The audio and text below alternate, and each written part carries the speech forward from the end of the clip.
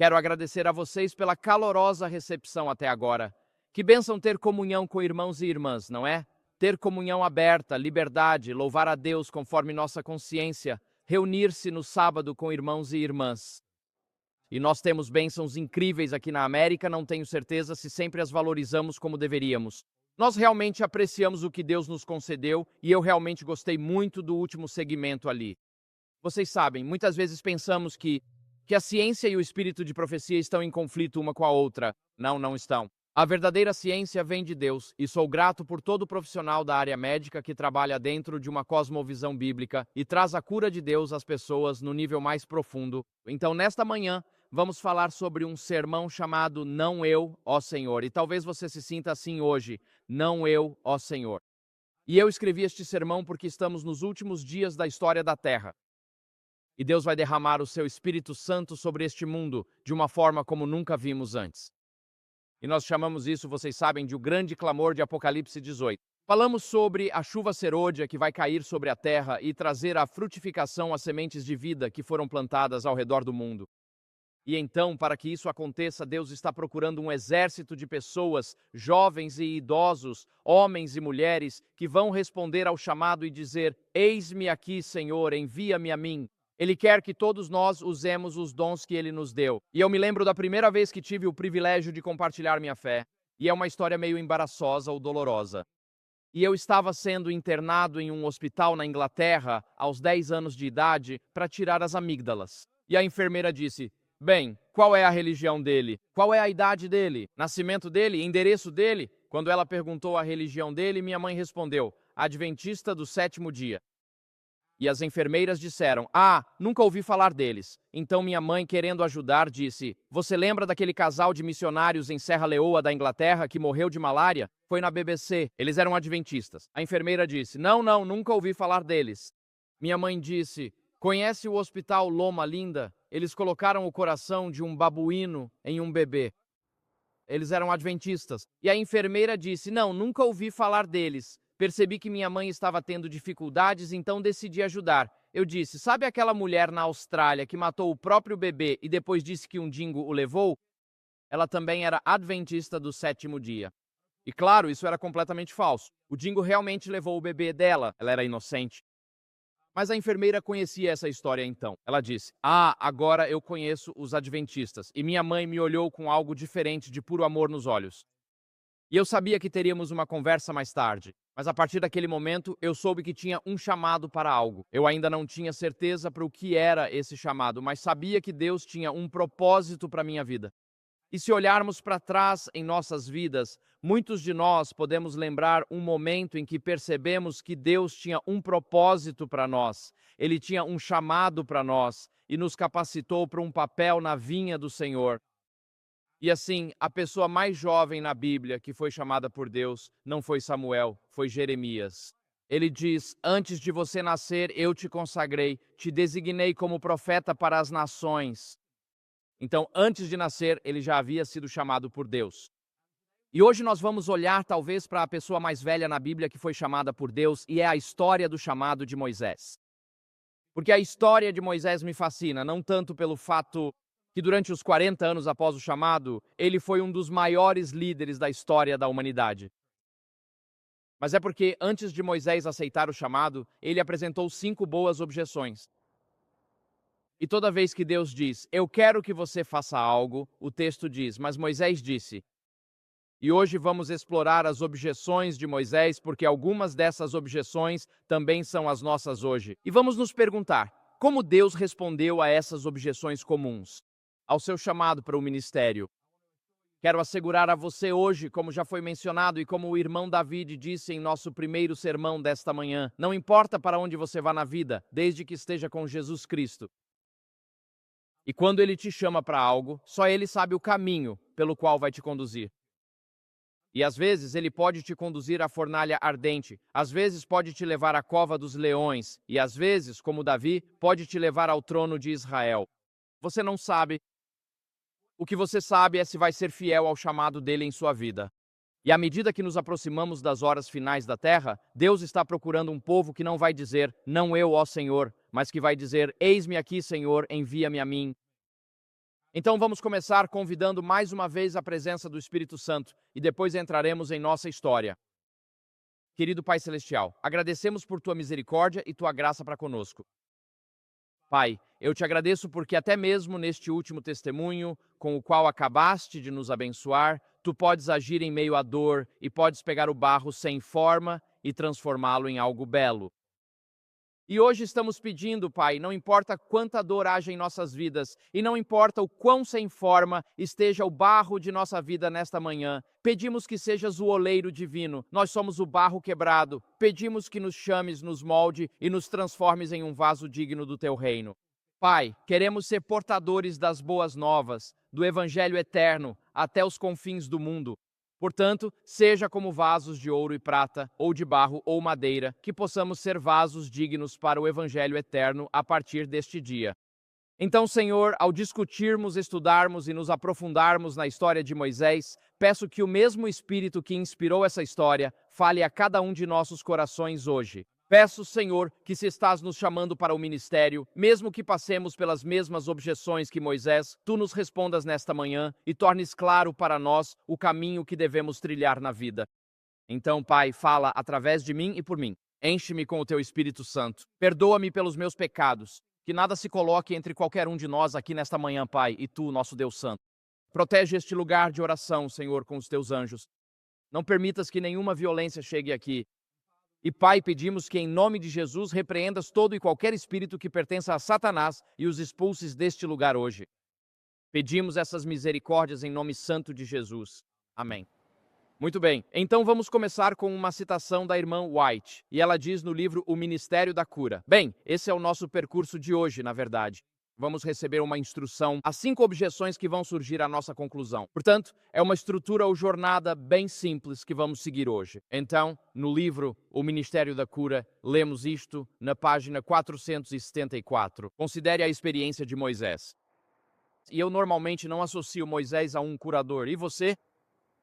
Nós pensamos em Moisés como o legislador no Monte Sinai. Pensamos em Moisés como o líder do Êxodo. Pensamos em Moisés dizendo, deixe meu povo ir. Pensamos em Moisés tendo aquele confronto com o faraó, o presidente dos Estados Unidos da sua época. Pensamos em Moisés conduzindo seu povo até a beira da terra prometida, mas sem poder entrar. E assim, temos todas essas ideias sobre Moisés, mas raramente pensamos em Moisés como um curador. Mas no livro O Ministério da Cura, somos aconselhados a considerar a experiência de Moisés. Então, Moisés foi uma criança nascida como Jeremias? Sim. Como Jesus, como João Batista, ele foi uma criança nascida para uma tarefa especial. Quero dizer a cada jovem aqui hoje, você nasceu para uma tarefa especial. Você foi tecido no ventre de sua mãe. Você é obra das mãos do Criador do Universo, que está separando você para uma obra santa nas horas finais de Deus. E pela providência de Deus, Moisés foi salvo da morte que Satanás havia decretado contra ele, e foi criado por uma mãe temente a Deus, com seu salário pago pela filha do faraó. Aos 12 anos, como vocês conhecem bem a história, ele foi levado ao Palácio Imperial, onde foi criado como filho adotivo da filha do faraó. Você poderia dizer que ele estudou em Yale, Harvard, Oxford ou Cambridge e recebeu todas as vantagens que o Antigo Egito podia oferecer. Ele foi criado como o príncipe do Egito, com a melhor educação do mundo antigo. Ele sabia como inspirar os homens. Ele sabia como liderar exércitos. Ele sabia como vencer campanhas militares. Ele estava sendo preparado para ser o governante do mundo antigo, pois aos 40 anos Moisés tomou uma decisão que mudaria sua vida. Aos 40 anos, ele virou as costas para o trono do Egito e se uniu a um povo escravizado, os israelitas, decidindo que seria o instrumento de Deus para libertar o povo de Deus. Deus o chamou para esse papel aos 40 anos? Não chamou. Mas Moisés achava que estava pronto para o ministério. Recebeu a melhor educação possível. Era um líder de homens. Ele era um general de exércitos. Ele achava que tinha tudo o que Deus precisava para ser o líder do seu povo. E então, em Êxodo capítulo 2, ele interveio para salvar um escravo israelita que estava sendo espancado por um capataz egípcio. E achando que ninguém estava olhando, Moisés matou o egípcio. Depois enterrou o corpo na areia, acreditando que assim estava encobrindo seu crime. No dia seguinte, porém, quando Moisés interveio para impedir que dois israelitas brigassem entre si, o agressor perguntou por que ele estava se metendo. E o agressor disse a ele: Quem te fez príncipe e juiz sobre nós? Tipo, quem te chamou para esse ministério, Moisés? Quem te deu autoridade sobre nós? Quem te fez príncipe e juiz sobre nós? Moisés imaginava que os israelitas se levantariam contra os opressores egípcios, que, sob sua liderança como general e comandante de homens, eles sairiam do Egito pela força das armas. Ele naturalmente supunha que Deus usaria os dons que Moisés trazia consigo, ou seja, suas habilidades como general militar. Muitos homens, desde Moisés, trouxeram seus dons a Deus, presumindo que é isso que Deus precisa desse homem. Muitos homens pensaram: eu tenho este dom ou aquela habilidade, é disso que Deus precisa. Moisés trouxe seus arcos e flechas, suas espadas e lanças, esperando que fossem úteis para Deus. Mas Deus não tinha tal intenção, porque Moisés ainda estava cheio demais do espírito do Egito, aquele de conduzir homens pela força, pelo medo e pela dor. Você não pode conduzir homens à força, você tem que liderá-los. Se algum de vocês passou um tempo em uma fazenda enquanto crescia, ou talvez tenha uma fazenda hoje. O lado da família da minha mãe tinha algumas fazendas na Irlanda. Nós passávamos nossas férias de verão lá. E eu aprendi muito rápido que você nunca pode liderar o gado por uma estrada principal. Quando você quer que o gado vá do ponto A ao ponto B, você anda atrás deles e os conduz. E você usa um bastão de condução de gado. E você vai batendo no gado por trás e eles vão na direção certa. Mas se você quiser fazer um rebanho de ovelhas descer a estrada, não pode conduzi-las por trás. Você não pode bater nas ovelhas por trás. As ovelhas só vão quando são guiadas por alguém. As ovelhas seguem os pastores, e se sabem que o pastor as ama, elas os seguem.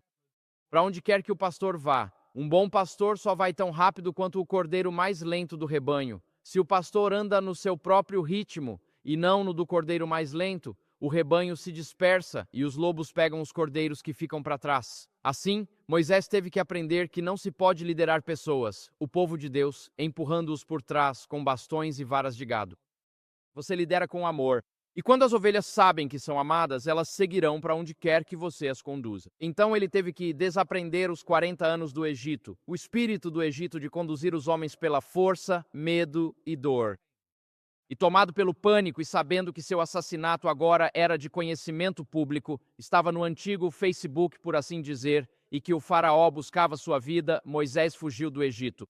E ele fugiu para o que agora acreditamos ser a moderna península do Sinai, onde conheceu um grupo de mulheres pastoras que estavam tentando tirar água de um poço e havia outros pastores que as estavam importunando. Então ele expulsou esses pastores e ajudou aquelas mulheres a conseguirem a água de que precisavam para suas ovelhas. Ele conheceu um homem chamado Jetro, que era sacerdote de Deus em Midian. Eles eram pastores. Ele se casou com uma daquelas moças chamada Zípora, que ele acreditava ser da atual Etiópia, e se estabeleceu em uma vida de anonimato. Um pastor no deserto arábico, bem longe do poder e da força, do luxo e da majestade do Egito. Você poderia dizer que ele foi do centro movimentado de Washington para o interior do Alasca. É realmente um grande contraste. Para os homens, isso é muito importante, pois costumam receber sua identidade, na maioria das vezes, através do trabalho. A identidade dos homens está ligada à sua carreira ou profissão, seja artesão, advogado, pastor ou mecânico. Para os homens, a identidade está mais ligada à profissão do que para as mulheres. Para elas, muitas vezes está relacionada a relacionamentos significativos. Para os homens, o trabalho geralmente define quem são, seu senso de identidade e compreensão de si mesmos em relação ao papel na sociedade. Quando vou encontrar alguém, quando almoço com essa pessoa, a pergunta que quero fazer depois de perguntar o nome é: o que você faz? Porque assim que sei o que a pessoa faz, imediatamente formo uma imagem social em minha mente de quem ela é e onde ela se encaixa na estrutura social americana. Tenho uma ideia sobre a formação educacional da pessoa, ou a falta dela, sobre sua situação financeira e seu papel geral na sociedade. Então, quem você é como homem é algo muito importante. E Moisés passa de príncipe herdeiro do Egito, de comandante dos exércitos do faraó, para liderar um bando de ovelhas fedorentas no deserto da Arábia. Estou te dizendo, como homem, isso é de partir o coração. Isso é devastador para a alma. Sabe, quando você tem um emprego de alto status e você sai desse emprego, de repente, nenhum e-mail mais chega para você. Alguns de vocês sabem do que estou falando. E você passa de alguém cuja opinião todos querem ouvir, para alguém de quem ninguém se importa com o que pensa sobre nada. E isso é um grande golpe para o ego masculino quando você deixa de ser alguém para se tornar um ninguém. E então Deus leva Moisés por essa jornada. Ele permite que Moisés passe aqueles 40 anos no deserto como pastor, porque Moisés precisava desfazer o aprendizado do Egito e aprender quem Deus realmente era. Ele precisava aprender a liderar pelo amor em vez de conduzir pelo medo. O livro Patriarcas e Profetas comenta sobre isso. Lemos: cercado pelas muralhas das montanhas, Moisés estava a sós com Deus. Os magníficos templos do Egito já não impressionavam sua mente com sua superstição e falsidade. Na solene grandeza das colinas eternas, ele contemplou a majestade do Altíssimo e, em contraste, percebeu quão impotentes e insignificantes eram os deuses do Egito. Em toda parte, o nome do Criador estava escrito. Moisés parecia estar em sua presença e ser envolvido por seu poder. Ali, seu orgulho e autossuficiência foram varridos. Na severa simplicidade de sua vida no deserto, os resultados da facilidade e do luxo do Egito desapareceram. Moisés tornou-se paciente, reverente e humilde, o mais manso de todos os homens sobre a face da terra, mas forte na fé no poderoso Deus de Jacó. Moisés crescera entre os obeliscos, as pirâmides e os magníficos templos públicos do Egito. Se você já foi ao Oriente Médio, faça uma viagem pelo rio Nilo. É realmente espetacular. Percorra aqueles longos túneis no Vale dos Reis e no Vale das Rainhas. E você vai descer talvez 40 metros a 45 graus por um corredor que foi escavado há 3.000 anos.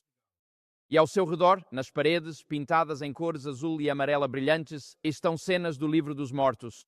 Então você chega aos túmulos reais dos faraós e pode ficar dentro deles até hoje. E você olha para o teto e eles pintaram estrelas amarelas sobre o fundo azul. E 3.000 anos depois, essas estrelas continuam tão brilhantes hoje quanto eram há 3.000 anos. A engenharia egípcia, suas habilidades técnicas estavam no mesmo nível de tudo o que temos hoje. Moisés tinha a mente cheia da sabedoria dos homens. Agora, Deus o levou ao deserto e, cercado pela majestade daquelas montanhas, ele desaprenderia os caminhos dos homens e aprenderia os caminhos de Deus. Aos 40 anos, Moisés disse: venha comigo, eu consigo fazer isso. E Deus disse: não, você ainda não está pronto. Aos 80 anos, Moisés disse: eu não estou pronto, eu não consigo fazer isso. E Deus disse: sim, agora você está pronto, Moisés. Às vezes, quando achamos que não estamos prontos, é exatamente quando estamos prontos para o ministério. Às vezes, quando estamos cheios de autoconfiança, com aquele diploma mais recente atrás do nosso nome. Algumas pessoas têm mais letras depois do nome do que no próprio nome. Você já percebeu isso? Às vezes, quando estamos confiantes em nossas habilidades profissionais, técnicas e de trabalho, achamos que estamos prontos para o ministério e procuramos oportunidades para servir. E geralmente, quando temos essa atitude, nunca estamos procurando oportunidades para servir, estamos procurando oportunidades para liderar.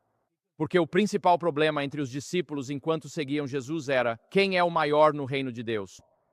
Quando achamos que estamos prontos, qualificados e capacitados por Deus para servir e pensamos: estou pronto para ser presidente de conferência, presidente da conferência geral ou ancião-chefe da minha congregação local, esse é exatamente o tipo de pessoa que nunca deveria ocupar esse cargo. São aqueles que dizem: Senhor, eu não consigo fazer isso. Se não for pela tua graça, eu vou fracassar. Senhor, o Senhor vai ter que me carregar por isso. Quando Moisés tinha 40 anos, ele achava que estava pronto, e Deus disse: não, não está. Mais 40 anos cuidando de ovelhas. Algum de vocês já lidou com ovelhas na vida? Eu já lidei com muitas ovelhas na minha vida, ovelhas de verdade. Não falo aqui de membros da igreja, falo de ovelhas brancas e lanosas de verdade no pasto. Ovelhas são fedidas. Ovelhas são burras. Ovelhas tomam decisões tolas. Quando uma ovelha se machuca em uma cerca de arame farpado, aquele ferimento infecciona. Ela não tem como se curar sozinha. Ovelhas precisam de pastores. Como uma refeição precisa de alguém para comê-la. E quando você aprende o quão indefesas e vulneráveis as ovelhas são, você aprende a amá-las gentilmente, em vez de querer dominá-las. E assim, Moisés teve que aprender, antes de entrar no ministério, que precisava depender de Deus. Ele teve que desaprender a sabedoria dos homens e aprender a sabedoria de Deus. Jeremias 17, versículos 5 e 7 diz o seguinte: Assim diz o Senhor: Malditos são aqueles que confiam em simples mortais e fazem da carne mortal a sua força, cujos corações se afastam do Senhor. Benditos são aqueles que confiam no Senhor, cuja confiança está no Senhor. Assim, Moisés aprendeu a liderar, como diz Hebreus 11, 27, como se visse o invisível. Na prática, o que isso significa? No Mar Vermelho, o povo clamou a Moisés e ele se voltou para Deus em oração. Quando perceberam que o povo estava com fome e encontraram água amarga e reclamaram com Moisés, ele se voltou para Deus em oração. Significava que, quando o povo estava com fome e reclamou com Moisés, Moisés se voltou para Deus em oração. Moisés liderou, como diz Hebreus 11, como se visse aquele que é invisível, isto é, Cristo. Durante 40 anos no deserto, Moisés teve que abrir mão de sua autossuficiência. Eu também não sou mais um homem forte e independente, com aquela atitude de eu consigo. Deus diz: não, você ainda não está pronto para a tarefa. Então Moisés cuidou dessas ovelhas por 40 anos. Ao final desses 40 anos, ele estava consciente. Mesmo que Deus seja invisível, ele viveu como se Deus fosse visível diante de seus olhos. Em Êxodo 3, versículo 1, chegamos à história do chamado. O texto diz: Moisés apacentava o rebanho do sogro Jetro, sacerdote de Midian. Ele levou o rebanho além do deserto e chegou a Horebe, monte de Deus. O monte de Deus. Esse monte é central para a experiência de Israel na história do Êxodo. Os 10 mandamentos serão entregues no monte de Deus. Israel será contado no monte de Deus. Deus fará uma aliança com seu povo no monte de Deus. E o povo de Deus partirá em sua jornada rumo à terra prometida a partir do monte de Deus. E quando os israelitas saírem do Egito em Êxodo 12 a 15 e escaparem dos exércitos de Israel, eles virão e encontrarão Deus no monte de Deus. É aqui que Deus escolhe encontrar Moisés. E no primeiro chamado de Moisés, você pensaria que Moisés ficaria mais feliz, pois Deus está falando com ele. Na primeira vez que Deus chama Moisés para o serviço, temos a primeira das 5 objeções de Moisés. E a primeira objeção de Moisés é sobre sua identidade. Agora, deixe-me perguntar hoje, sua identidade é importante para você? É sim. Ok, se você é homem e sua identidade não é importante para você, por favor, levante a mão. Muito bem, todas as mãos devem permanecer abaixadas. Para os homens, nossa identidade é muito importante. Isso define quem somos, isso define de onde viemos. Isso promete para onde estamos indo na vida. Nossa identidade é tudo, especialmente para os homens. E a primeira objeção de Moisés ao chamado de Deus tem a ver com sua identidade. Então, este é o texto aqui. Então Deus diz a Moisés: venha, eu o enviarei ao faraó para tirar do Egito o meu povo, os israelitas. E assim, nessa primeira frase, temos Deus, o faraó, o povo de Israel e o povo do Egito. Deus está lhe dando um chamado que se reflete na mais ampla tela possível da história da humanidade. É como se Deus lhe desse um sonho esta noite e dissesse: vou chamá-lo à Casa Branca para falar com o presidente dos Estados Unidos sobre o último reinado. Tudo bem? Ele está te levando da sua casa no Alabama ou Tennessee, seja ela grande ou simples. Ele te leva de uma vida simples no Tennessee para falar com o homem mais poderoso do mundo. Moisés recua diante disso pensando: quem eu, Senhor? Tipo, eu sei como é naquele palácio. Eu vivi lá por 40 anos. Eu sei que a vida é barata naquele palácio. E a primeira objeção está aqui em vermelho. Diz assim: mas a primeira objeção, mas Moisés disse a Deus: quem sou eu para ir até o faraó e tirar os israelitas do Egito? E Deus lhe disse: eu estarei com você, e este será o sinal de que sou eu quem o enviou. Quando você tiver tirado o povo do Egito, vocês adorarão a Deus neste monte. Nesta passagem, Deus comissiona Moisés para liderar Israel para fora do Egito. A primeira objeção de Moisés é sobre sua identidade. Ele se sente inadequado e diz: quem sou eu para fazer um trabalho como este? Ele sabe de sua inadequação. Sozinho estava certo, como quando achamos que podemos lutar as batalhas de Deus por conta própria. Quando Deus nos chama para o ministério, Ele não nos deixa sozinhos ali. Quando Deus chama você para fazer algo grandioso por Ele e por seu reino, Ele não está pedindo que você se destaque sozinho quando não há ajuda ao seu redor. E Moisés diz a Deus: quem sou eu para fazer isso? Quem sou eu diante do faraó? Quem sou eu para libertar o teu povo do poder do Egito? E quem sou eu para conduzir essa multidão de escravos à liberdade? Quem sou eu para fazer isso? Moisés faz essa pergunta a Deus: quem sou eu? 40 anos antes, quando Moisés interveio para impedir que dois israelitas brigassem, um deles se voltou para ele e disse: quem você pensa que é? Quem te fez juiz sobre nós? E essas palavras ficaram na mente de Moisés. Quem você pensa que é? Quem te fez governante e juiz sobre nós? E por 40 anos Moisés caminhou com aquelas ovelhas pelo deserto pensando: sim, quem eu achava que era para liderar o povo de Deus para fora da escravidão? Quem eu achava que era? Palavras importam. Palavras penetram em nosso ser mais íntimo. Palavras ditas a crianças podem ser uma bênção para a vida toda ou uma maldição ao longo da vida. As palavras que você diz aos seus filhos ou netos hoje podem abençoá-los por toda a vida ou podem amaldiçoá-los emocional e espiritualmente pelo resto de suas vidas. Palavras importam. E da última vez, quando Moisés encontrou aqueles hebreus brigando e tentou intervir, eles disseram: quem você pensa que é? Agora Moisés diz: sim, Senhor, quem eu acho que sou? Eu não sou capaz de fazer isso. Essas palavras ficaram na mente de Moisés por 40 anos, ecoaram e produziram uma colheita de sentimento de inadequação e insuficiência. Não há como eu conseguir fazer o que Deus está me chamando para fazer. Cuidado com as palavras que você diz aos seus filhos. Cuidado com as palavras que você usa no seu casamento, porque elas se tornam profecias autorrealizáveis na vida desses jovens. Podemos abençoar as pessoas ou amaldiçoá-las com as palavras que usamos diante delas. Quero desafiar você hoje a falar palavras de vida e não de morte. Palavras de esperança, não de desespero. Palavras de amor, não de medo. Palavras de encorajamento e não palavras de desespero.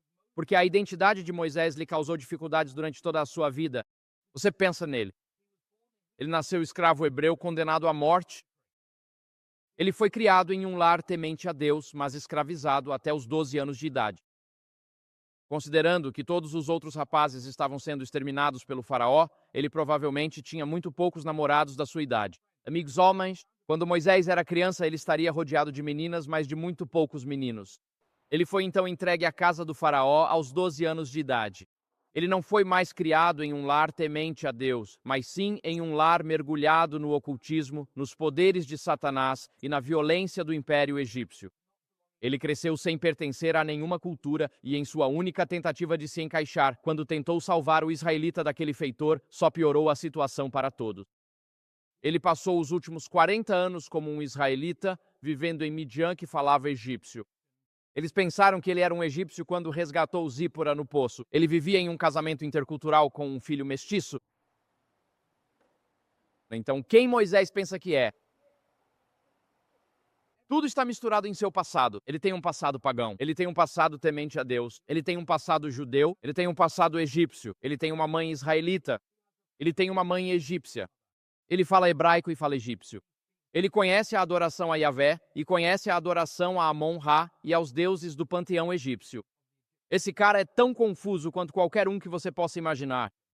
Quando ele resgata sua esposa, disseram: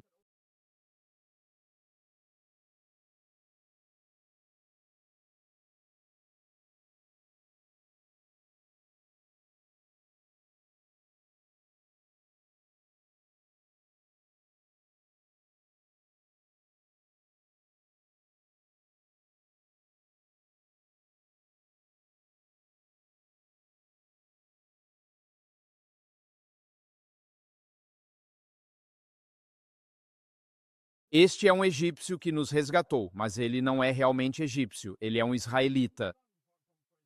E ele tem um filho com sua esposa da Etiópia e esquece de circuncidá-lo. Porque você não tem certeza de qual direção a vida dele vai tomar espiritualmente. Se havia um homem confuso no deserto, esse homem era Moisés. Ele tinha tantas identidades que não sabia onde se encaixava. Na verdade, a única coisa para a qual ele servia era ser um pastor sozinho nos desertos da Arábia Saudita.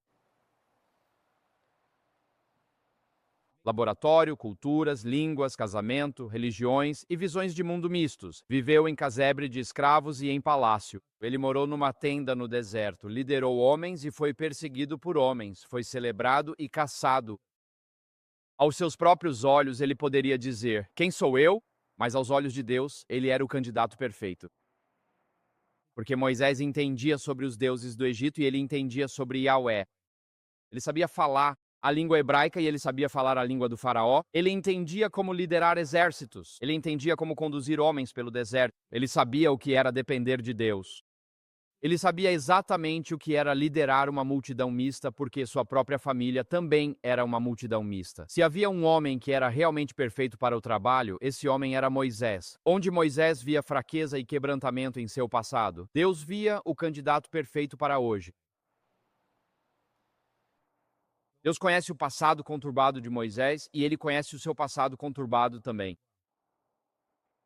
Ele conhece bem o quebrantamento no meu passado e no seu passado.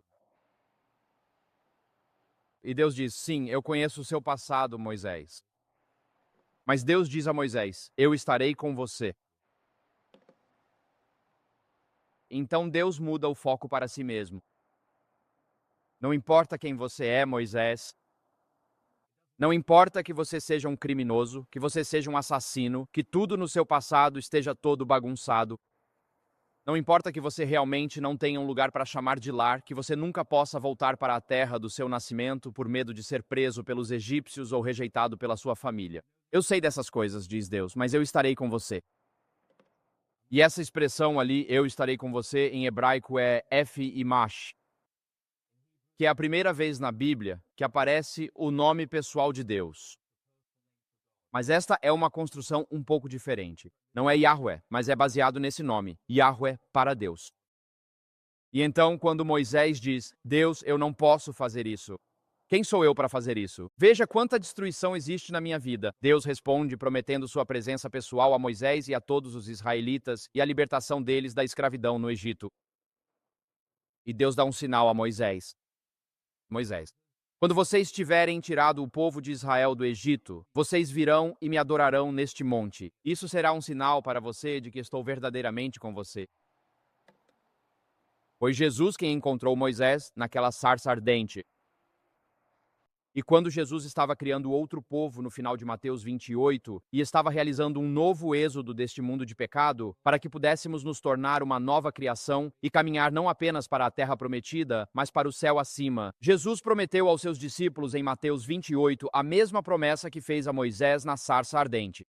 Eis que diz Jesus: Estou com vocês todos os dias até o fim dos tempos. Então talvez você esteja sentado aqui hoje pensando: quem sou eu para fazer algo grandioso para Deus? Estou falido. Sou viciado. Meu casamento está destruído. Minha família é um caos. Por onde olho, só vejo quebrantamento e vergonha. Eu não quero que ninguém saiba detalhes da minha vida. E Deus diz: sim, eu sei disso hoje em 2025, e ao invés de olhar no espelho, estou pedindo que você olhe para cima e veja o quanto eu sou grandioso. E ouça a certeza de que, se eu estou te chamando para algo, estarei com você sempre, até o fim dos tempos. O que importa não é se sou eu quem está fazendo, o que importa é se Deus está comigo. Porque se Deus é por mim, quem será contra mim? Então a primeira objeção de Moisés é sobre sua identidade. Quem sou eu para fazer isso? A segunda objeção de Moisés tem a ver com autoridade. E encontramos isso no capítulo 3, versículos 13 a 15. E o texto diz ali: Mas Moisés disse a Deus: Se eu for aos israelitas e disser a eles: O Deus dos seus antepassados me enviou a vocês, e eles me perguntarem: Qual é o nome dele? O que devo dizer a eles? Então quem é que está me enviando? Quando os israelitas disserem: Ouvimos você, Moisés, mas quem está te enviando para essa tarefa? Quem disse que te chamou para nos tirar da escravidão? Quem nos levou a liderar uma rebelião contra o faraó? O equivalente aos reis Eoa da época, quem te envia, Moisés? Mostre-nos suas credenciais, suas qualificações. Com que autoridade você está liderando o povo de Israel? E então Deus diz a Moisés: Eu sou o que sou. Isso é Yahvé em hebraico. Deus disse ainda: Assim dirás aos israelitas: Eu sou, Yahvé me enviou a vocês. Deus também disse a Moisés: Assim dirás aos israelitas: O Senhor, o Deus de seus antepassados, o Deus de Abraão, o Deus de Isaque, o Deus de Jacó, me enviou a vocês. Este é o meu nome para sempre, e este é o meu título por todas as gerações. Assim, Moisés, ao apontar essa objeção, enxerga um problema. Após mais de 400 anos de escravidão no Egito, cercados pelos deuses caídos do Egito, os israelitas terão alguma lembrança significativa de Yahvé, Jeová, o Deus de Abraão, o Deus de Isaque e o Deus de Jacó? Moisés vai lembrá-los de bem. Qual era mesmo o nome dele? Sim, Javé. Talvez eles até tenham esquecido como pronunciar o nome de Deus. E mesmo que eles se lembrem de Deus, vão fazer a Moisés a pergunta difícil: o que há no nome de Deus que pode ajudar em nossas circunstâncias terríveis?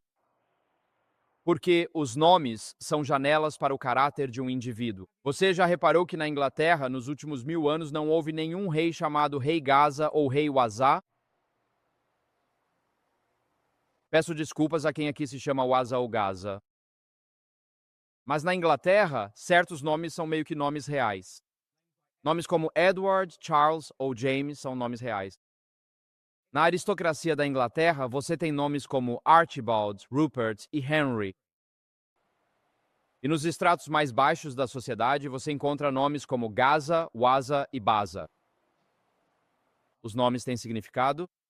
Você pode amaldiçoar ou abençoar uma criança pelos nomes que dá a ela. Os nomes podem carregar uma bênção de Deus e os nomes podem carregar uma maldição. Um dos meus nomes favoritos na Bíblia é Gedidias, amado de Deus. É o nome que Deus deu a Salomão, amado de Deus. Que nome melhor poderia haver do que Jedidaia?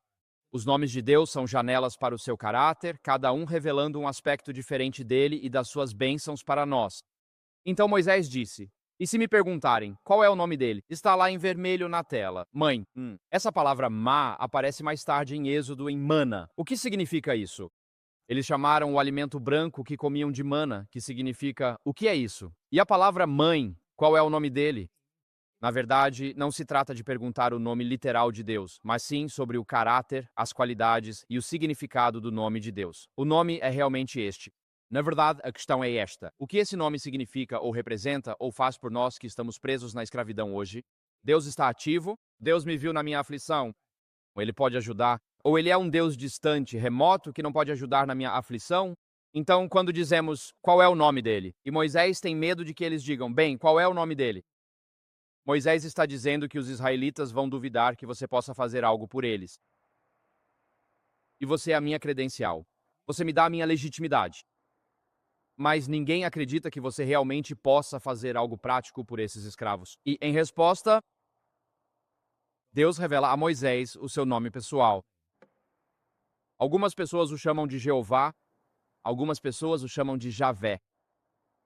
A verdade é que ninguém sabe como esse nome é pronunciado. Era tão sagrado que sempre que liam as escrituras do Antigo Testamento, desde a época de Moisés até a época de Cristo, sempre que chegavam ao nome de Deus com 4 letras, conhecido como tetragrama, porque tem 4 letras, 4 consoantes hebraicas, Yod, He, Vav, He. Eles não o pronunciavam porque tinham tanto respeito por ele. Eles usavam a palavra Adonai, que significa Senhor. Por isso, na versão King James, sempre que aparece o nome de Deus, Yahweh, está escrito Senhor em maiúsculas. É uma forma de expressar reverência pelo nome de Deus. Mas ninguém sabia como pronunciar esse nome de Deus, Yod, He, Vav, He, Yahweh ou Jeová, desde Moisés em diante. E só chamamos de Jeová hoje porque no século 9 d.C., quando os escribas hebreus, os massoretas, estavam colocando vogais nas consoantes da língua hebraica, eles não sabiam quais vogais adicionar a essas consoantes. Eles adicionaram as vogais de Adonai, A, O, I, em Yod, He, Vav, He, formando Yahová. Se uma testemunha de Jeová disser que esse é o nome de Deus, peça para mostrar onde Jeová aparece em hebraico na Bíblia. E não aparece. É uma construção humana, mas isso é outra questão. O que isso significa? Eu sou quem sou. Também há um tempo futuro nisso. Eu sou quem serei. Eu sou hoje. Eu sou amanhã. Estou presente em sua vida. Existem muitas ideias sobre esse nome por aqui. Os deuses do Egito tinham nomes definidos. Vocês mesmos os conhecem: Amon-Ra, Osíris, Ptah, Porus ou Hathor. Todos esses deuses existiam dentro da criação. Mas o nome Javé, na verdade, não é tanto um nome, e sim uma descrição de quem Deus é em um nível pessoal. O nome significa que Deus é autoexistência. Ele não depende de mais nada. Sua existência é absoluta e imutável. Ele é o Deus acima de todos os deuses terrenos. Ele é a própria fonte do ser. Ele não está preso nem confinado à criação. Deus existe fora da criação. Gênesis 1:1 diz: no princípio, Deus criou céus e terra. Neste versículo, princípio, tempo, céus, espaço, terra, matéria. Ou seja, tempo, espaço, matéria, teoria da relatividade de Einstein. Diz que Deus existia antes do tempo, espaço e matéria. Em Gênesis 1, versículo 1, pois Deus criou céus e terra. Céu, tempo, espaço e matéria só existem juntos. Essa é a teoria da relatividade de Einstein. E assim, Gênesis 1, versículo 1, expressa o que Einstein expressou 6.500 anos depois: que existe Deus. E então houve tempo, espaço e matéria. Mas Yahweh, ou Jeová, está fora do tempo e está fora da matéria. Ele diz: eu sou o Deus de Abraão, o Deus de Isaque, o Deus de Jacó. É Yahvé quem resgatou Hagar quando ela estava morrendo de sede no deserto.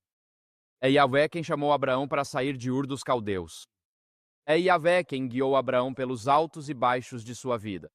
É Yahvé quem lutou com Jacó junto ao riacho antes que ele atravessasse para Israel. É Yahvé quem apareceu a Jacó como uma escada que ia da terra ao céu, enquanto ele fugia de seu irmão vingativo Esaú. É Yahvé quem resgatou Ló de Sodoma e Gomorra. É Yahvé quem salvou Noé e sua família do dilúvio. Foi Yahvé quem guiou José e os patriarcas durante os 7 anos de fome. Foi Yahvé quem foi fiel à aliança com cada um dos patriarcas. Você pergunta quem ele é? Ele é Yahvé. Seu nome é digno de confiança. Ele é o Deus das alianças, que as cumpre e honra, mesmo diante da nossa infidelidade. Ele guia, revela, alimenta, perdoa. Ele liberta, salva e conduz as pessoas da escravidão à liberdade. Sim, diz Deus a Moisés, você pode confiar no nome dele, porque ele revela meu caráter, meus propósitos e meu amor pelo seu povo. Moisés diz: Deus, a libertação dos egípcios não depende de você, mas do poder, da presença e da suficiência do Deus Jeová. Você pode dizer, Moisés, e nós podemos dizer, como Moisés. Você pode dizer hoje: eu não sou bem relacionado. E Deus responde dizendo: eu sou. Eu não tenho poder. Deus responde a você hoje: eu sou. Eu não tenho recursos. Eu não tenho dinheiro. Eu não tenho fundos no banco. Deus diz a você: eu sou. Você diz: eu não tenho confiança. Deus diz: eu sou. Deus, eu não sei falar. Eu não tenho habilidades de oratória. Eu sou, diz Deus para você. Deus, eu não sei o que o futuro reserva. Eu sou, diz Deus. Eu estou no futuro. Deus, eu estou com medo. Eu não sei bem o que dizer sobre isso. Isso é Moisés reclamando. Vamos chegar a isso na quinta objeção. Amém, irmão. Mas qualquer que seja a objeção que Moisés apresente, a resposta de Deus é: eu sou. Qualquer objeção que você possa ter hoje a um novo caminho de ministério, a um novo chamado para servir, ao convite de Deus para brilhar por Ele nas horas mais sombrias da terra.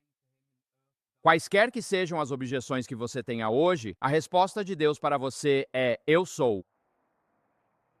Eu estou com medo. Deus não está com medo. Eu não tenho dinheiro. Eu sou, diz Deus. Eu não sei para onde ir. Eu sou, diz Deus. Eles não vão me ouvir. Eu sou, diz Deus. Meu nome, olhe para o meu nome nas Escrituras. Eu posso fazer todas as coisas por todas as pessoas.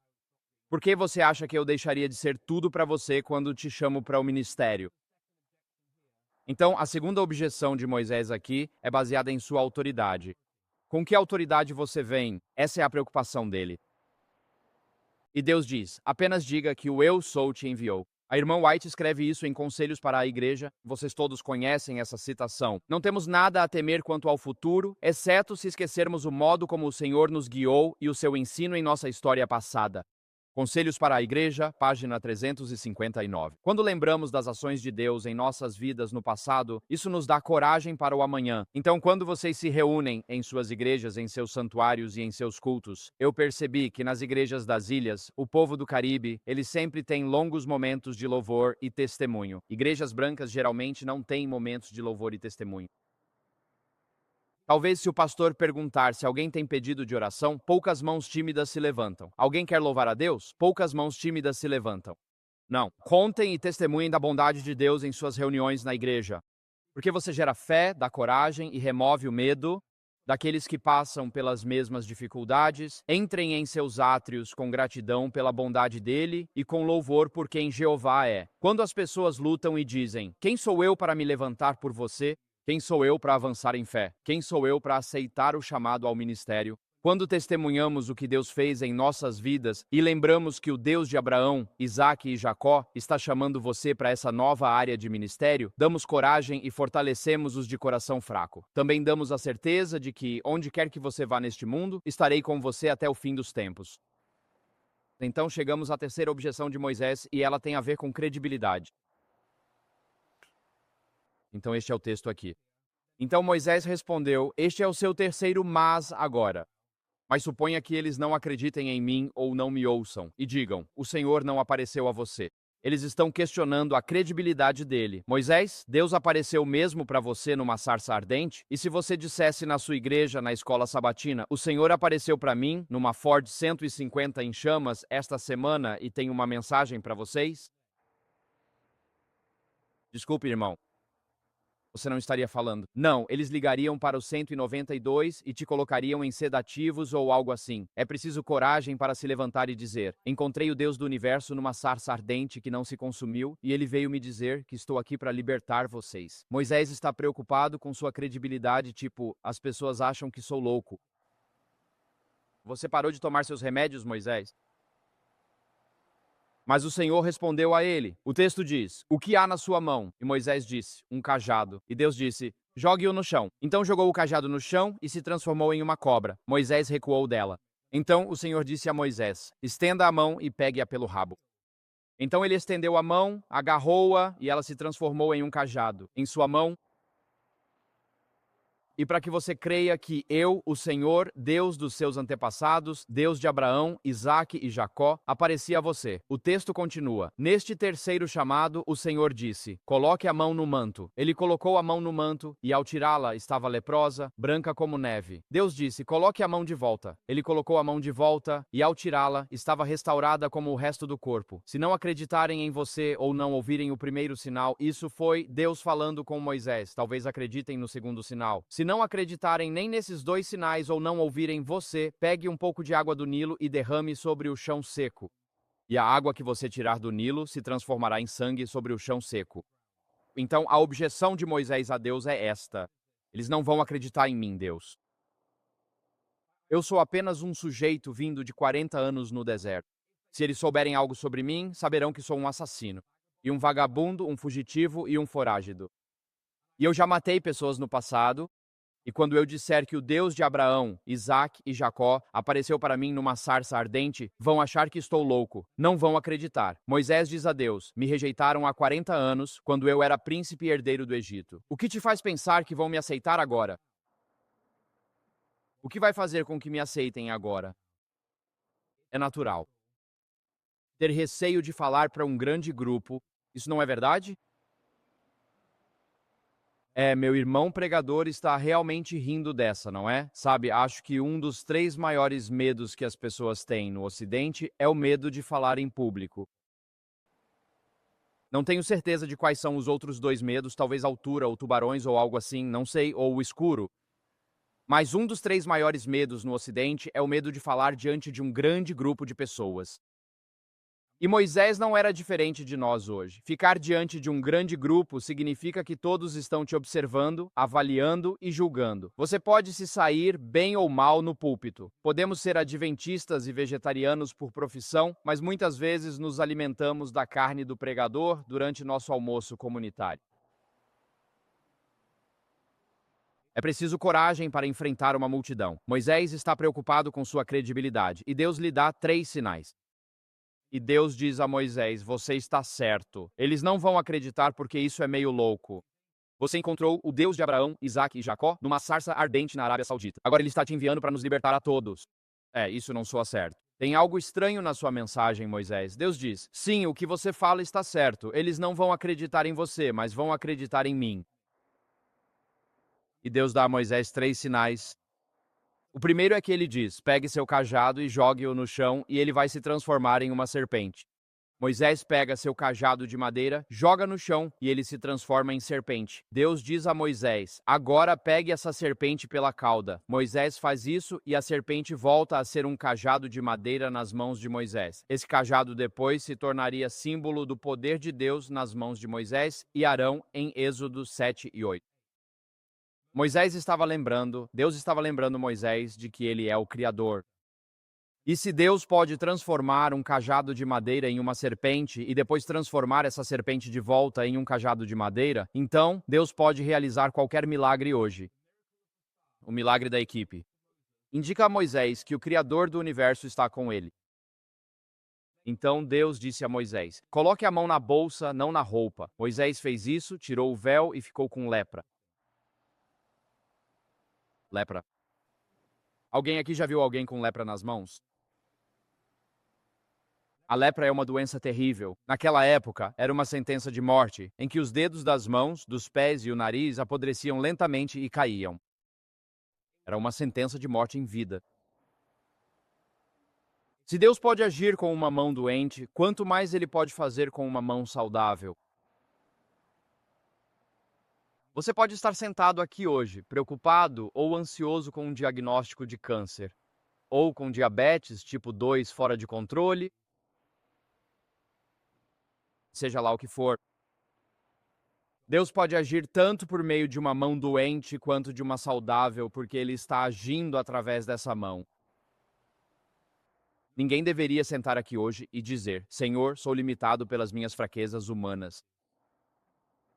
Eu tenho diabetes tipo 1. Dependo das minhas injeções diárias de insulina. Não há muito que eu possa fazer por ti, Deus. Senhor, estou sofrendo de depressão. Manda outra pessoa. Eu já tive uma luta contra a depressão uma vez. Durou 2 anos terríveis. Não é nada agradável, é horrível, mas posso testemunhar que Deus ainda age através de você mesmo no meio da sua depressão. E Deus pode te dar vitória sobre esses males, assim como me deu vitória também. Deus pode agir tanto através do doente quanto através da mão saudável. Sua força física, suas habilidades físicas, sua falta de capacidade física não são objeção para que Deus te chame para o ministério hoje. Se você vê uma mão doente ou leprosa, pode pensar: se tenho uma mão leprosa, isso quer dizer que tenho uma doença grave, talvez câncer avançado. Você pode dizer: Senhor, não há nada que eu possa fazer por ti, só espero até que o ceifador bata à minha porta. A mensagem para você hoje é que Deus ainda pode agir através de você. E Deus ainda tem um chamado para a sua vida.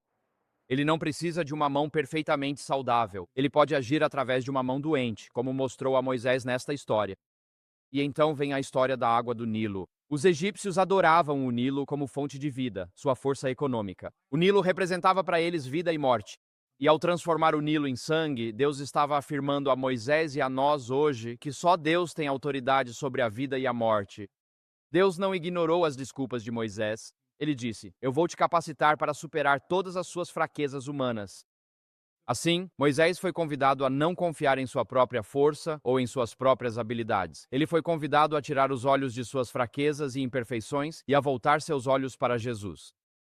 Em Timóteo capítulo 4, versículos 12 a 14, Paulo escreve a seu jovem protegido Timóteo, que estava preocupado: sou jovem, ninguém vai me ouvir na igreja. Alguns de vocês, jovens aqui hoje, podem pensar: eu sou jovem, não consigo me levantar e ensinar uma lição da escola sabatina.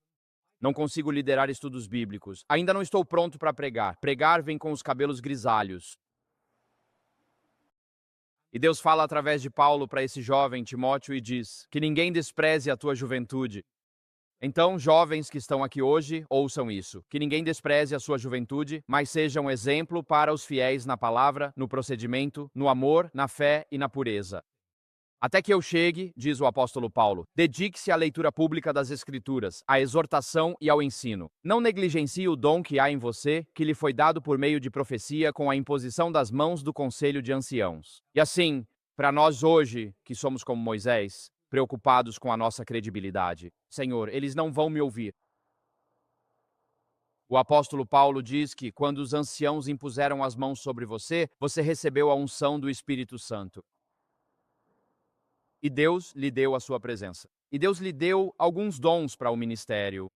Ele lhe deu o dom de pregar, de ensinar, de exortar ou de intercessão em oração, o dom de ser apóstolo, o dom de liderança, o dom de serviço. Você pode pensar que é uma pessoa jovem aqui hoje e dizer que ministério não é para você. Eu preciso ter mais de 50 anos e cabelos grisalhos. Deus chamou Samuel aos 3 anos, chamou Jeremias ainda no ventre da mãe. João Batista respondeu ao Espírito Santo quando sua mãe estava grávida de 6 meses e ele ainda estava no ventre dela. Deus pode fazer coisas incríveis através de adolescentes e crianças hoje.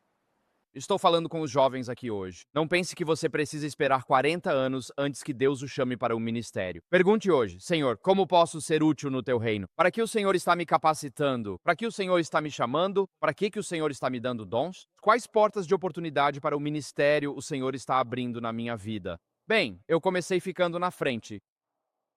Meu pai era pastor e nós íamos a uma das igrejas dele. Você tinha 5 igrejas. E eu tinha cerca de 12 anos, e o professor da escola sabatina da classe do santuário principal não apareceu naquele sábado. E a congregação ficou sentada pensando: o que vamos fazer sem professor? Então eu me levantei. Por que eu fiz isso? Eu não faço ideia. Mas eu me levantei, eu disse: este é o livro da lição. Eu não sabia qual era a lição dos adultos. A gente nunca passou por isso, mas quando tínhamos 10 e 11 anos, íamos para a escola sabatina das crianças. Eu abri a escola sabatina porque eu sabia o que fazer. Aqui está a leitura do texto, quem vai ler a escritura? E aqui estão 2 perguntas no final da primeira página. E eu descobri, aos 11 anos, que gosto de falar em público. Algumas semanas depois, houve um dia de comunhão e todas as igrejas locais se reuniram. Falei: pai, quero falar para essas pessoas. Ele: o que vai dizer? Eu quero falar. E eu descobri que, sabe, eu consigo falar em público.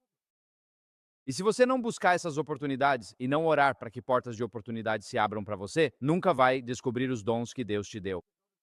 Agora, a verdade é que eu assisti Tubarão quando tinha 11 anos. Se tem um medo acima de todos, é de tubarões. Voávamos pelo Atlântico de Londres para Chicago. Eu tinha 10 ou 11 anos. Sobrevoando o Atlântico, passava um tubarão no 747, na tela grande à nossa frente. Não conseguia evitar aquela cena. Eu estava paralisado de horror. Assistindo o tubarão, eu já era adulto para saber que sobre o Atlântico Norte, o tubarão estava debaixo de nós. Eu me lembro da piada do piloto que pega o interfone e diz: o primeiro motor falhou, vamos chegar meia hora atrasados ao JFK. Alguns minutos depois, ele volta e diz: o segundo motor também falhou, vamos chegar 1 hora atrasados ao JFK. Depois, ele volta e diz: o terceiro motor falhou, vamos chegar 1 hora e meia atrasados ao JFK. Nesse momento, um garoto diz ao outro: se o quarto motor falhar, vamos passar a noite toda aqui em cima. Mas a questão é que, para os jovens, ser jovem não significa que Deus não tenha um lugar para você em seu reino ou vinha. Vá em busca dessas oportunidades. Pergunte aos mais maduros na fé o que vem como meus dons espirituais ou o que eu tenho. Eles podem não ser perfeitos, podem ser jovens e imaturos, mas que dons eu tenho? E por favor, me aponte um lugar onde eu possa usar meus dons para a glória de Deus.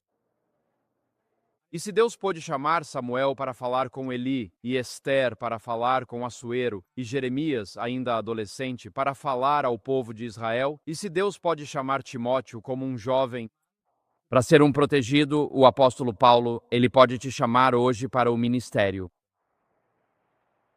Ele pode te chamar hoje para o ministério. Deus nos dá hoje os dons de milagres, de línguas, de curas. Deus concede encontros divinos. Ele nos dá ensino, evangelismo, pregação e pastoreio. Quando você recebe os dons do Espírito Santo, ele promete transformar seu caráter, sendo adolescente ou pré-adolescente. Assim como foi com Moisés, é conosco. Deus nos capacita a vencer e nos dá a vitória onde ele nos envia. Então, a terceira objeção de Moisés é a credibilidade. E Deus diz: Não, eu vou fazer coisas através de você que farão todos verem que eu estou agindo por meio de você. Eu te chamei para este ministério. A quarta objeção é sobre a sua capacidade.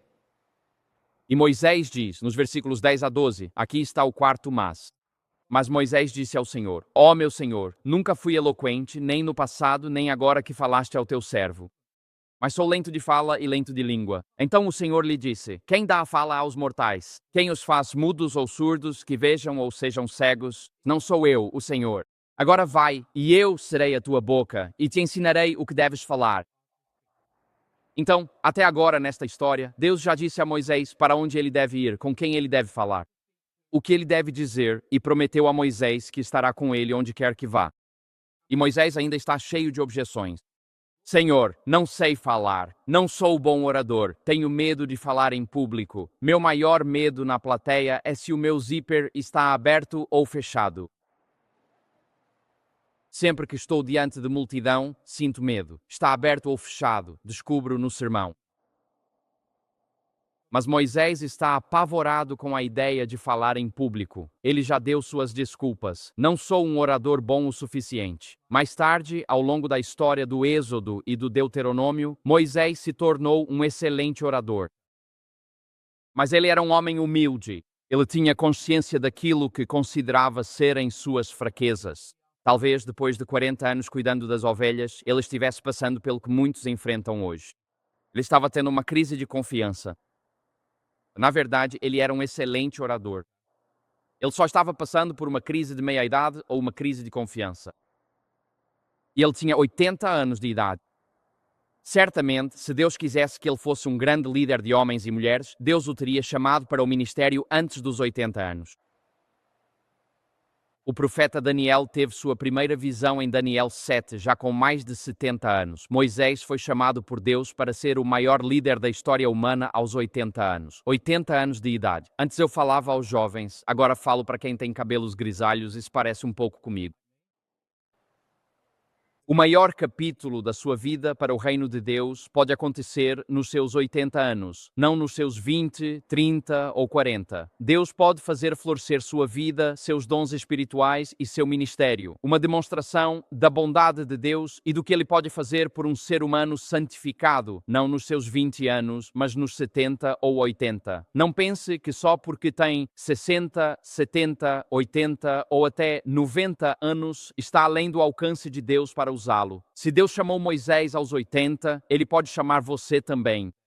Jeremias reclamou que não tinha boas habilidades de oratória. Paulo escreveu em 2 Coríntios 10 que ele tinha péssimas habilidades de oratória. Esses homens não foram os primeiros, nem seriam os últimos a recuar diante da oratória. Mas a resposta de Deus a Moisés foi marcante.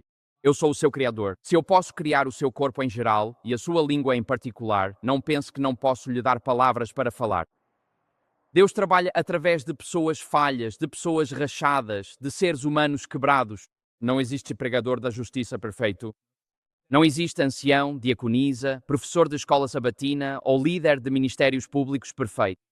Não existe evangelista público perfeito. Deus trabalhou através de Rabe, que era uma prostituta. Ele trabalhou por Jefté, um fora da lei, por Sansão, um mulherengo e playboy, por Tomé, cujo coração tinha dúvidas.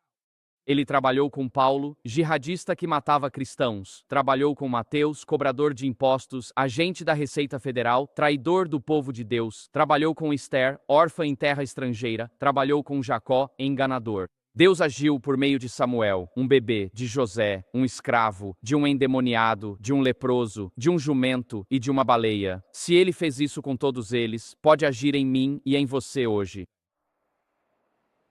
Ele pode trabalhar através de mim e pode trabalhar através de você. Jesus repete a mesma promessa que fez a Moisés aqui. Ele fala a mesma promessa em Marcos 13. Jesus diz o seguinte: quando vos levarem a julgamento e vos entregarem, não se preocupem de antemão com o que vão dizer, mas digam o que for dado a vocês naquele momento, pois não são vocês que falam, mas quem? O Espírito Santo. Você tem medo de falar em público? Você tem medo de uma plateia hostil? Eu sei, diz Jesus. Eu já passei por isso. Eu já estive em julgamento diante de uma plateia hostil. Eu já estive diante de testemunhas mentirosas. Eu já estive diante de falsas acusações. Eu já ouvi em silêncio enquanto mentiam sobre mim e manchavam meu caráter enquanto me assassinavam na esfera pública. Eu sei, diz Jesus, eu já passei por isso e tenho até a camiseta. Eu estou prometendo a você, porque já trilhei esse caminho antes de você, que quando você me seguir por esse caminho e falar diante de uma plateia hostil, eu lhe darei palavras vindas do alto. Não estou pedindo para você falar, estou pedindo para subir lá e abrir a boca. E confie em mim, naquele momento eu vou falar através de você. Deixe-me dizer, como pregador, e vocês que pregam aqui sabem, ao pregar, às vezes ouve o próprio sermão. Você preparou o sermão, pronto para pregar A, B e C, mas acaba pregando F, G e H. Como isso acontece? Você fica lá e prega, e está ouvindo o Espírito Santo conduzindo o sermão segue para aquela direção e você se pergunta, em pensamento distante, quando isso vai voltar ao tema de hoje. Então percebe, não, é o Espírito Santo que assumiu agora. Deus não pede que você venha perfeitamente preparado como um grande advogado da Suprema Corte. Ele só pede que você esteja disposto a testemunhar. E ele diz, palavras lhe serão dadas do alto. O mártir mais famoso do Novo Testamento talvez não tenha sido Estevão, mas sim Antipas. Apocalipse capítulo 2, a igreja de Esmirna, em 10 anos de perseguição, entre 85 e 95 depois de Cristo. E Jesus diz à igreja de Esmirna, vocês não negaram sua fé em mim, nem nos dias de Antipas, minha testemunha fiel, que foi morto entre vocês. A palavra para testemunha ali é martus, de onde vem mártir. Pensamos que mártir é alguém que morre por sua fé. Não, um mártir é alguém que vive por sua fé. E está disposto a testemunhar por sua fé até o ponto da morte, se necessário. Somos chamados a ser testemunhas da ressurreição de Jesus Cristo, o que significa que não morremos por Jesus, mas vivemos por Ele hoje, seguros sabendo que Ele falará através de nós. Nossa última objeção, e nosso tempo está se esgotando aqui, fui informado de que preciso encerrar em breve, é que Moisés finalmente diz, e revela o cerne da questão. Ó meu Senhor, por favor, envie outra pessoa para esta missão. Ele já falou sobre sua identidade, sua autoridade, sua credibilidade, e agora ele chega ao coração da questão. Senhor, fiquei sem desculpas. Apenas envie outra pessoa. Eu quero ler sobre Martinho Lutero. Eu não quero ser Martinho Lutero. Eu quero ler sobre Estevão. Eu não quero ser Estevão. Eu quero ler sobre o apóstolo Paulo. Eu não quero ser o apóstolo Paulo. Qualquer um, Senhor, menos eu. Moisés chega ao cerne do problema, que é o problema do coração humano. Ele simplesmente não quer ir. Envie outra pessoa. Sim, Senhor, eu creio em ti, mas não me peça para sacrificar nenhum conforto ou minha família, minha carreira ou meu lar por ti hoje. Não me peça, Senhor, para agir pela fé. Não me peça para arriscar minha reputação e colocar em risco minhas finanças e minha aposentadoria. Minha carreira, minha licença profissional, minha reputação pública ou minha aposentadoria por tua causa. Não me peça para ficar firme por ti quando outros estão com medo. Não me peça para chamar o pecado pelo seu verdadeiro nome. Não me peça, Senhor, para defender o que é certo, ainda que os céus desabem. Não me peça para ser tão fiel ao dever quanto a agulha é ao polo. Não me peça para ser teu embaixador entre os perdidos. Senhor, envie qualquer outra pessoa, menos a mim. Jesus responde a homens e mulheres que talvez não tenham experiência alguma em ganhar almas, que já possuem empregos confortáveis e suas próprias carreiras. Jesus diz, sigam-me e eu farei de vocês pescadores de homens. Ele não nos chama como produto acabado. Ele simplesmente nos chama. E se estivermos dispostos ou se seguirmos em obediência aos mandamentos de Jesus, Ele fará em nós o que não podemos fazer por nós mesmos. Ele nos fará pescadores de homens. A irmã White descreve assim: nos caminhos comuns da vida, há muitos homens pacientemente trilhando as rotinas do trabalho diário, inconscientes de que possuem poderes que, se fossem colocados em ação, os elevariam à igualdade com os homens mais honrados do mundo. Mas aquele que mais ama a Cristo fará o maior bem. Não há limites para a utilidade de alguém que, ao deixar o eu de lado, dá espaço para a atuação do Espírito Santo em seu coração e vive uma vida totalmente consagrada a Deus. Você não se sente preparado? Eu farei de você um pescador de homens. Eu não sou um grande orador. Eu sou. Eles não vão me ouvir. Eu estarei com você onde quer que você vá. Eu não sei o que dizer. Palavras lhe serão dadas naquele momento, vindas do alto. Quando aquele velho homem, Moisés, terminou suas desculpas, ele aceitou o chamado de Deus. Ele se tornou um dos maiores líderes da história mundial. Moisés liderou o êxodo e trouxe a lei de Deus no Sinai. Após sua morte, Jesus veio buscar seu corpo. Ele repreendeu Satanás e levou o fiel Moisés para o céu. E hoje, em 2025, no Tennessee, Deus está chamando você para o ministério também. Ele está chamando você, independentemente da sua ocupação, independentemente da sua profissão, independentemente da sua carreira, para conduzir pessoas à terra prometida.